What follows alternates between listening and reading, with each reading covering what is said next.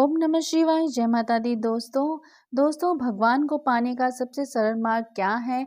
आज की इस वीडियो में मैं आपको एक कहानी सुनाऊंगी। उस कहानी के माध्यम से आप सभी समझ जाएंगे कि हम कितनी आसानी और कितनी सरलता से अच्छे भाव के साथ अपने भगवान को पा सकते हैं, और वह भी बिना किसी आडंबर किए के बिना। तो आइए इस कहानी का मैं आरंभ करती हूँ। आपसे सभी से रिक्वेस्ट है मेरी कि कहानी को आप पूरा सुनिए ज़रूर।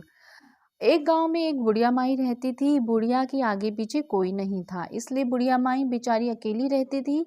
एक दिन उस गांव में एक साधु आया। बुढ़िया माई ने साधु का बहुत ही प्रेम पूर्वक आदर सत्कार किया। जब साधु जाने लगा तो बुढ़िया माई ने कहा, महात्मा जी, आप तो ईश्वर के परम भक्त हैं।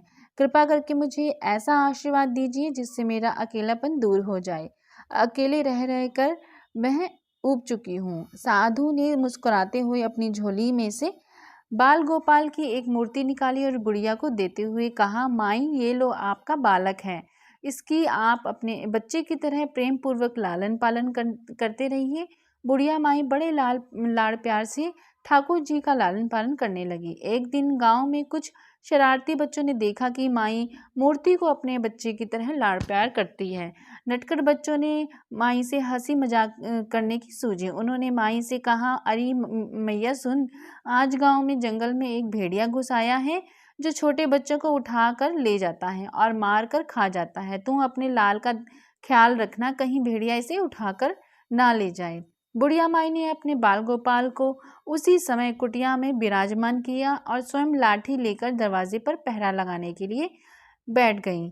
अपने लाल को भेड़िए से बचाने के लिए बुढ़िया माई भूखी प्यासी दरवाजे पर पहरा देती रही। पहरा देते देते एक दिन बीत गया, फिर दूसरा दिन बीता, तीसरा दिन बीता, इसी प्रकार से चौथा और पांचवा दिन भी बीत गया। बुढ़िया माई 5 दिन और 5 रात लगातार बगैर पलके झपकाए भेड़िए से अपने लाल गोपाल की रक्षा के लिए पहरा देती रही। उस भोली भाली मैया का यह भाव देखकर ठाकुर जी का हृदय जो है वह प्रेम से भर गया। अब ठाकुर जी को मैया के प्रेम का प्रत्यक्ष रूप से आस्वादन करने की इच्छा हुई। भगवान बहुत ही ज्यादा सुंदर रूप धारण करके वस्त्र आभूषण से सुसज्जित होकर माई के पास आए।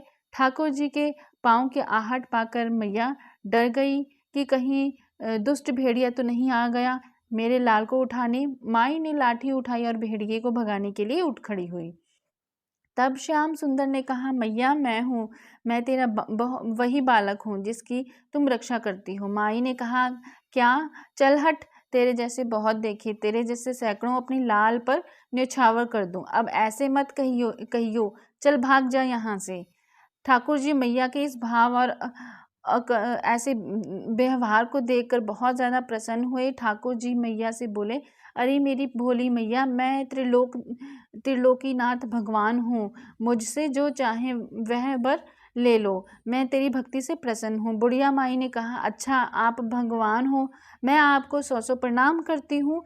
कृपा कर मुझे यह वरदान दीजिए कि मेरे प्राण प्यारे लाल को भेड़िया ना लेके जाए। अब ठाकुर जी और ज़्यादा ही प्रसन्न हो गई यह सुनकर। तो ठाकुर जी बोले, तो चल मैया, मैं तेरे लाल को और तुझे अपने निज धाम लिए चलता हूँ, वहाँ भेड़िया का कोई भी भय नहीं होगा। इस प्रकार प्रभु बुढ़िया माई को अपने निज धाम ले गए। इस कहानी से शिक्षा मिलती है दोस्तों हमें कि हमें अपने अंदर बैठे ईश्वरीय अंश की काम, क्रोध, लोभ, मोह और अहंकार रूपी भेड़ियों से रक्षा करनी चाहिए।